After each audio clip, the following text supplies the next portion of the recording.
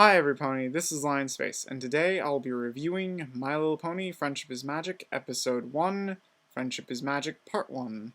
It opens with the neat and yet detailed explanation of Nightmare Moon that leads into us meeting Twilight Sparkle, the lovable little bookworm who has absolutely no interest in any pony else.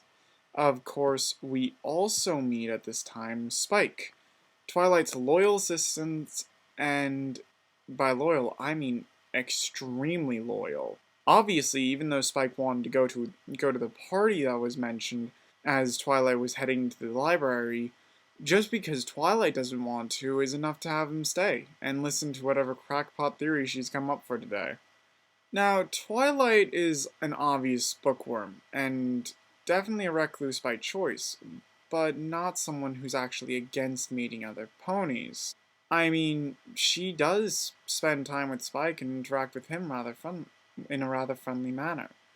Now, the door to the face that she does to Spike really makes me smile, and that little note of having Spike have the present on his tail, which then brings up Spike's character aspect of wanting to meet other ponies, that was really nicely done. We then move on to Twilight wanting to talk to Celestia, the all-powerful ruler of all of Equestria, who's her teacher.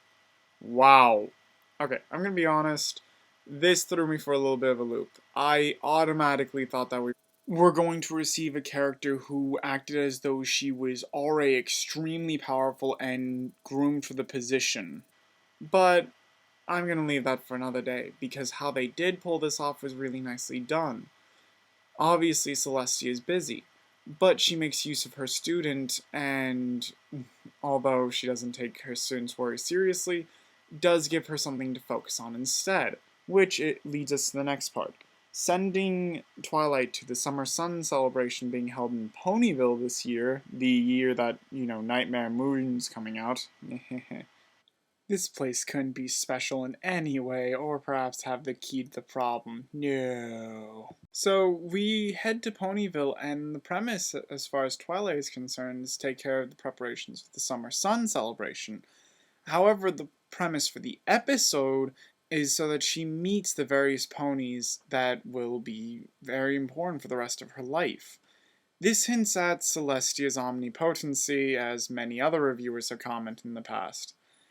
But I'd like to point out the fact that this was a fairly predictable premise for myself, and as soon as we saw Applejack, I kind of inferred that we were going to meet the other ponies because in the opening sequence, their talents were already shown as something that would be on the checklist. Saw the following scenes coming. That doesn't mean they did a bad job with this. Now we're in Ponyville, and the first pony that Twilight meets is a pink-haired pony who flips out the instant she meets her. That was just funny, I'll admit. He got me busted up laughing the first time I watched it, and I was watching it with an extremely skeptical attitude.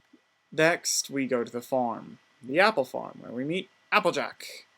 Applejack is one of my least favorite of these opening sequences. In fact, I'm going to place her at number 4. That's how much I don't like the sequence for her. And this is for a couple reasons. First, they use her just to set up how the other ponies are going to act.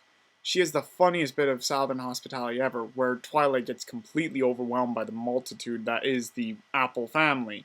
And on top of that, she's so exuberant meeting Twilight for the first time that she shakes her hoof so hard that Twilight doesn't know it's over. And you do get the feeling that she's extremely friendly, which works really well because if that's how this one pony is, who is probably really busy, then that sets up a premise for the entire town being friendly. So that's what I really like about this. Unfortunately, Applejack has the problem of nothing really being shown about her character. We're shown that she can kick down apples from a tree, she has a massive family, she's really exuberant about the task at hand, but in later episodes, these aren't traits that are extremely important to her. That Southern Belle that we saw in the first episode doesn't show up at all later on. She becomes more of her own character, and I wish we'd seen more of that this episode. Now we leave the apple farm and we're off in town. We can't find the pony though that's supposed to be clearing the weather, and that pony's name is Rainbow Dash. All of a sudden, coming barreling out of the sky is Rainbow Dash herself, slamming into Twilight, and she quickly explains that she slammed into Twilight after failing one of the moves she was practicing for her audition for the Wonderbolts, the greatest flying team in all of Equestria. And this is beautiful because of the fact that later on in the series we see her failing tricks and tumbling through the sky or the ground again. That means we get a dream established. Later on we see continuity, and on top of all that is the scene itself. After Rainbow Dash runs into Twilight, she then tries various ways of fixing Twilight up from the muddy mess she'd become when she got knocked into the puddle. First the rain cloud, then the rain blow dry. Rainbow Dash, after explaining her dream of wanting to go to the Wonderbolts, which also accounted for why she was being lazy, Twilight then engages our Rainbow Dash in a little bit of friendly banter. This is beautiful for me because of the fact that I have made so many friends off of mildly unfriendly banter. It also sets up for Twilight the fact that she is rather smart and witty. Her ability to manipulate Rainbow Dash like this is beautiful, but the fact that she's not a bad person, merely trying to get her work done, is shown in the fact that she's so utterly dumbstruck by how she did it. And then there's of course the fact that friendly banter is friendly banter. It's gonna make you feel nice about the other person. So that leads me to Rainbow Dash's friendship line, which is, I look forward to hanging out with you more, which I absolutely love. She's not saying they're already friends, and on top of that, the entire scene had a friendly and well-adjusted feeling to it. It's something that I could actually see happening. I found myself hanging off of every word of both of them. So Rainbow Dash, you get my #1 spot, easy. Rarity. I'll admit, first time I watched this, I hated Rarity's character right here. Easily would have been my #5 spot the first time I watched this. But fortunately, this isn't the first time I watched this. Rarity shows up as a fashionista character, obsessing over what little bit of ribbon to use and then saying sparkle fixes everything. I was feeling like I had a reason to be skeptical of this show because all of a sudden it took a very girly feeling. And then all of a sudden our fashionista flips out like crazy, saying that absolute rat's nest that was Twilight's mane. This was awesome. This entire scene was. It easily lands a #2 spot because of the fact that a fashionista character is a very easy mean girl role to play. Not quite so easy though to do a well-developed, well-adjusted fashionista as a good character. But Rarity does it so well. Rather than calling fashion police, she immediately jumps to help Twilight, dragging her off to the boutique. She shows off her skills with different outfits, which most of them don't look terribly good, but then again, trial and error with a new pony, before finally deciding on this gorgeous outfit. Upon learning that Twilight's from Canterlot, she fangirls over Canterlot, which, I have to admit, led me to feel more like I'm just listening to a fashionista. And then she runs off to go take care of a minor mistake that she found inside Twilight's outfit. I'll admit, this thing gets #2 only because none of these are terribly good, and because of the fact that Rarity saying, I'm sure we'll be the best of friends, didn't immediately scream we're best of friends right now, hey, you want to lend me some money? But instead implied that they were going to spend a lot of time together, and obviously Rarity was enthralled to talk to Twilight Sparkle even more. So yeah, she's my #2. Next, we have Fluttershy, who, when I first watched this, was my favorite pony. Fluttershy's scene starts with her talking to the animals, nice, calm, collected, and gently instructing them. That's really cool to see, by the way, because of the fact that she does gentle adjustments to what they're up to. That's a skill that's really hard for most people to learn, and it's really nice to see that Fluttershy, as a shy girl, is able to do it already, rather than having no skills at all at working with other people. Then we have our friend Twilight show up. And that completely renders Fluttershy useless. She can't talk, she can't move, all she can really do is hide behind her hair. And this is a nice thing about what she does. Rather than her hair falling in front of her face and hiding her like a screen, you can tell that she is obviously trying to hide behind her hair. It's only once Twilight's walking off and Spike goes onto her back that we see that she's not just someone who's absolutely paralyzed around other people, but instead has an avid interest in animals and is bad at talking to people. Okay, I'll admit, I'm going a little far there. Right now, Fluttershy looks like she can't talk to anyone at any point under any circumstances. But at the same time, you do have to consider the fact that this is another talking thing. Spike isn't just an animal that she can interpret what it thinks. This is something that she can actually hear and interact with on a verbal scale, a back and forth. So, I think it's okay to review that much.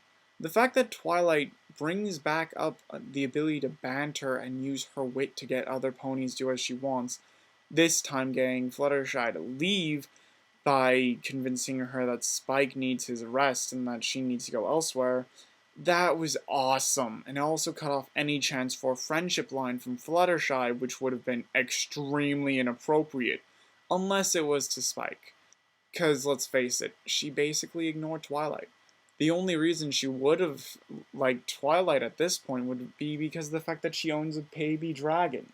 But that would have put Spike in a pet role, and that's obviously not what he is like, as Fluttershy would have realized after hearing a synopsis of his entire life. So yeah, that earns Fluttershy a pretty solid number 3 in my book, because there aren't a lot of problems with it, but nothing terribly strong about her character either. And now, as you know already, there's only one pony left and one spot left on the list. Pinkie Pie gets my number 5 spot on the intro scenes. As Twilight walks in, we hear her rant about all the crazy ponies. And then, surprise! There's a massive party set up for Twilight Sparkle. Oh my god! Who in the world told every pony that Twilight Sparkle was coming here? Not to mention, who could have arranged a party the night before the summer celebration at a completely random location for a completely random pony? No pony else except for Pinkie Pie. Okay, I'll admit, this is wonderful in the fact that it establishes Pinkie Pie as a complete nut job. At the same time, though, this is the absolute worst because of 2 major factors. First, Pinkie Pie, she completely overdoes it on the crazy. Randomly talking, going on tangents that have nothing to do with any pony. Pinkie Pie shows nothing else except for the fact that she is scatterbrained and random throughout this entire episode, from right now to Summer Sun Celebration, where she's assuming everything is a game. All we get from her is that she's a fun-loving pony with no depth at all, which I hate. When I was watching this portion, my investment was shooting out a window. I completely started hating Pinkie Pie, and that's because the second reason. I am a person who doesn't enjoy spending time with other people. I feel sick at parties. I don't actively seek out parties. At the beginning of the episode, we see that Twilight actively avoided going to a party, and now she has one forced upon herself. The fact that she goes straight to the punch bowl to get something to drink, probably to help her calm her nerves, makes perfect sense to me. The fact that she runs off and doesn't want to interact with any pony makes just as much sense, because Pinkie Pie, more likely than anything, scared Twilight away. This reminds me of the episode where Pinkie meets Cranky. The episode A Friend Indeed. Okay, I'll admit, it's covered then. But at the same time, if she'd pulled that same kind of thing with Cranky or me, I would have hated Pinkie Pie for invading my privacy like this, making the assumption that I liked parties and forcing one down my throat. This is where I live for Celestia's sake. Where am I going to go? I'm going to go to my room and pray no pony comes to interact with me. And this is another sad part. Twilight runs off, and Pinkie, as we find out later in the series, who cares about every pony, even ones that she doesn't even know, didn't go to her. And that is why I absolutely hate her friendship line. Pinkie Pie tells her, now you have lots of friends, as though going to the same party as some pony means you're their friend. Because in case you haven't noticed, there's been no time for Pinkie to talk to Fluttershy at the very least about the fact that they've already met. And it seems like Twilight's going through the events of the day really quickly. If Pinkie Pie had all the time to invite every pony in Ponyville and get everything set up, there's no way she heard full synopsises from the other four that would let her know that those four were already her friends. The fact that those five then grouped up together like that, I could have left that to coincidence if it weren't for the line. I hate the line. Sorry, Pinkie, but you made me hate you this first episode. Finally, we get the end of the episode. So after some worrying from Twilight about what's coming, and thinking that friends aren't necessary, we get the Summer Sun celebration, and Celestia's no-show. Nightmare Moon arrives, and every pony panics. First off, CMC, in this picture, minor continuity error. Sorry, being a little nitpicky there. Nightmare Moon herself is a stereotypical villain, and I don't blame the writers for this at all.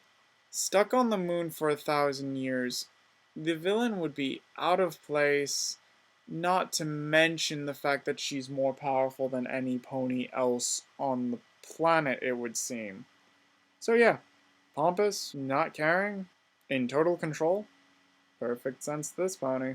We do get a nice little scene with Applejack, though, which sets up more of her character for later on. And that's the fact that she stops Rainbow Dash, whose anger shows through, which I love because it's a follow-up from the fact that Twilight questioning her boasting is a direct continuity in the episode right there, and then stops Pinkie from continuing to utter nonsense. But this does establish the fact that Applejack is a leader. Natural at that. She completely takes control of the situation as far as some of these ponies are concerned. And these are the only ponies who react. The rest of them are just background ponies. And you know what? General panic for every pony else makes perfect sense to me. Now for a section of the video I call fanboying. This is where I talk about something that's not necessarily related to what happens with the characters of the story, but instead I talk about something that made me really happy or really unhappy. And in this case, it's the facial expressions and movements of the ponies. I have to admit, when I watched the video and I saw all the different things the ponies could do, I went wide-eyed and my jaw hit the floor. I loved seeing the unusual character models move so flawlessly. So yeah, that's part of what hooked me to this show, and part of what makes this show great, all the way. Now for the oh, wait a second. I'm getting an email. What in the world? Oh dear lord. Come to the ruins, out in the Everfree Forest, at midnight, and you will have your problem solved. Oh my god. Is it possible that they know how to get rid of him? Sorry every pony, but this is Line Space signing off, and getting ready for tonight.